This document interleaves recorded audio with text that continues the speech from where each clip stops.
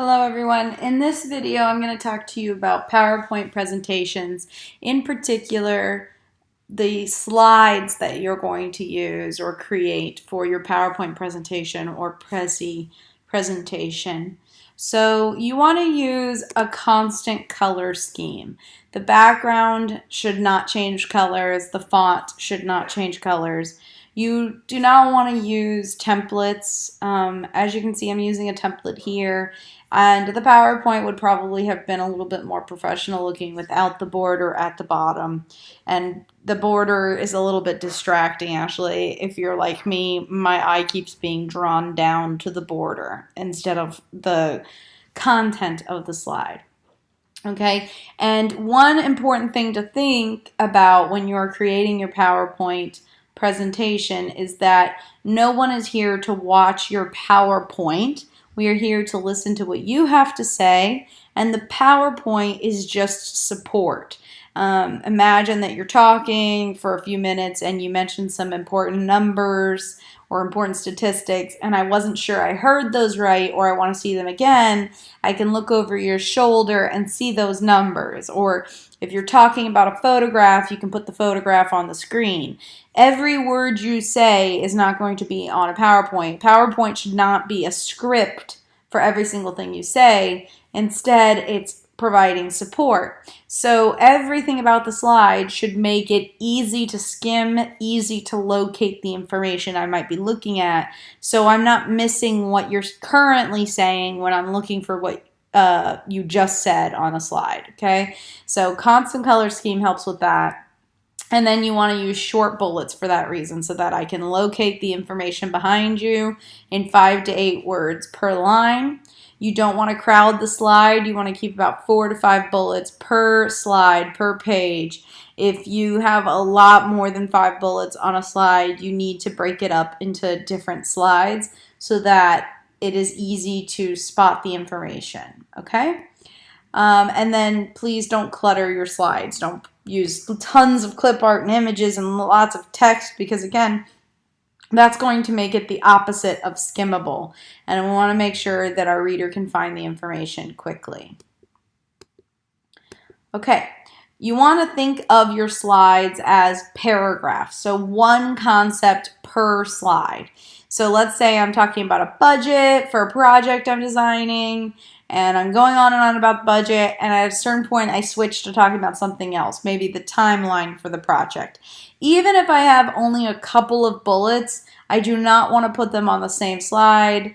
If the topic changes, I want to start a new slide. Just like with a paragraph, it's better to have 2 really short paragraphs than 1 medium-sized paragraph that's actually 2 paragraphs smashed together. If you have a new paragraph, you need to start a new paragraph. If you have a new topic, you need to start a new slide, okay? Now, some things that bad presentations do, they change the color scheme like just happened here, okay? Change of color scheme, using clip art, which are just images that are not useful to decorate, okay? You should not be decorating your slide at any point.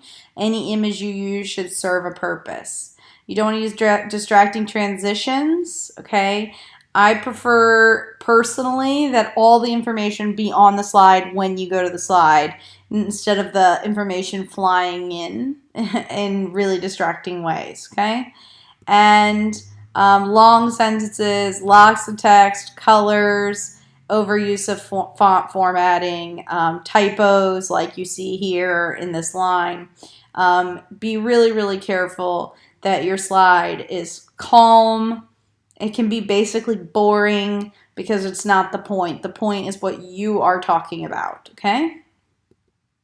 Now, briefly, just to go over graphs and images. If you have an image or a graph that you want to show, you are not going to put, like on the right here, a description of the graph on your slide and then use word art to make it more crowded or whatever. If you want to give a graph, you just have to put the graph on the slide.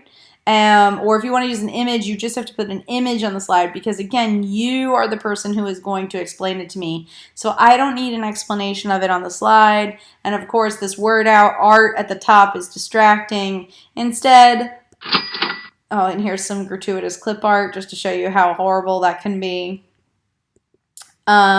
Instead, you would use a chart just like this. And then you would make the chart take up the entire PowerPoint so that you can explain it to us and we can see the graph better. So, for example, in the previous slide, see how small that graph is and hard to read, and now there's so much going on the slide. Instead, make the same graph, just take up the whole slide, and you're talking and helping me understand the graph, and I can see it clearly. So again, PowerPoint is simple. PowerPoint should be consistent, should be easily skimmable, and again, it is just a support for you. You are the star of the presentation. You're the one who is going to be talking, and you can keep notes like on an index card, but you should really just approach it like you're talking to people you know. You know, you can kind of, you need to practice several times as your book discusses so that you make sure you remember to say everything. If you keep messing up at the same slide, there's probably something wrong with that slide and you need to figure out what it is and fix it. Practice a few times so that once you see that slide, you know exactly what you're supposed to say. And don't put so much on the slide that you're just reading the slide, but just like, oh, okay, here's the chart. Let me explain this chart. And you know the chart well enough that you can kind of just explain it off the top of your head using the PowerPoint to help you. Okay? Tips for presentations, if you were to present in real life or in this recording, okay, know your content. You really do need to know what you're talking about. If you were presenting a budget, for example, you wouldn't want to look at the screen for every single number like you didn't know those numbers. You would want to practice until you knew the numbers mostly off the top of your head. You never want to get the sensation that someone is reading their slides because they don't know what they're talking about until they see it on a slide. So practice, know your content, okay? Try not to get ahead of your slides. Make sure that you're remembering to change to the next slide when the topic is changing. And this is where practice comes in. You need to make sure that you're staying on the slide that you need to stay on. You're not getting ahead and you're not taking too long on one slide. So practice, practice, practice, okay? If you're going to present in a room, you need to, if this was an actual presentation live, you would want to keep the light on in the room. Because again, the idea that you would make the room dark is the idea that we're there to see the PowerPoint. But we're not there to see the PowerPoint. We're there to see you. So we need the light on in the room so we can see you clearly. And then again, do not stare at your slides, but also be careful of body language. Do not turn your back to the audience, okay? It's also okay to move around the room. You don't have to stand perfectly still when you're presenting a PowerPoint. You're welcome to move around like you would if you were speaking naturally. Okay, so you want to stop for discussion if it's appropriate. So it's totally okay, for example, if I was presenting a budget as part of a massive explanation of a project and then I stopped after the budget slide to answer some questions about the budget before moving on to something else. You absolutely can stop in the middle of a PowerPoint. People don't have to wait till the end to ask their questions. You want to make sure you use other media. In particular, in this case, you're just recording yourself on the PowerPoint, but in real life, you would want to provide handouts, for example. You can bring in like a big photograph or something like that. If you're selling a product, you bring an example of the product in addition to the PowerPoint so that people can look at the product. You want to use other media as well. And you want to make the presentation feel as interactive as possible. Okay, again, we're there to see you and hear what you have to say. The PowerPoint is just one of many things that you could use to make your presentation more clear, okay? So you want to think about that. In this case, for this project, you need to think about what you would use the PowerPoint for, and you're not going to be given the opportunity to use as many other handouts or media or whatever, but I want you to think about in the future, if you're doing a presentation, how can you make the presentation interactive, okay? Some last few things. You should always have a conclusion slide. You should have a slide that either says conclusion or questions with a question mark where you pause to take questions at the end. If you have given a great presentation, people should have questions. And importantly, you will know if you've given a good presentation because their questions will be about your idea and not about clarity. So if they're asking questions like, I didn't understand what you said, can you explain this more? That's kind of a sign that your presentation was not a very clear presentation.